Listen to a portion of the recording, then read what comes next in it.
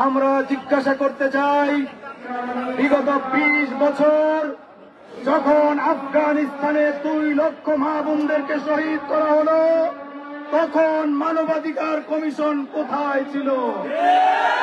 ইরাকে যখন গণহত্যা চালানো হয়েছিল, তখন এই তথাকথিত মানবাধিকার কোথায় ছিল?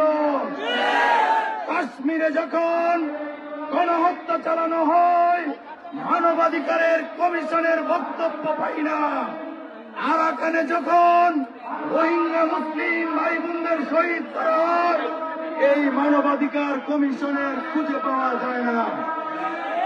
ইতিহাস ঘাটলে দেখা যায়, যেখানে মানবাধিকার কমিশনের অফিস স্থাপিত হয়, তারা এখানে বসে অভ্যন্তরীণ বিষয়ে নাক গলিয়ে মানুষের মধ্যে বিভাজন সৃষ্টি করে দেশের স্বাধীনতা সার্বভৌমত্ব ধ্বংস করে।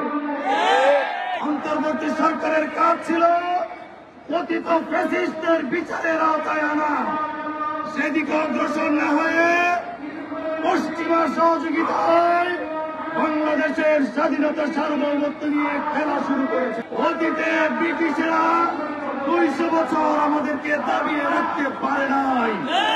ইউনূস সাহেবের উপর ভর করে যদি আবার আমেরিকা আমাদের উপর চেপে বসতে চায়, তাহলে প্রয়োজনে জীবন দিব, স্বাধীনতা বিসর্জন হতে দেব না। জমিয়তুল উলামা ইসলাম বাংলাদেশ, রাজপথে জমিয়ত, মানবাধিকার কমিশনের আস্তানা, নারায়ে তাকবীর।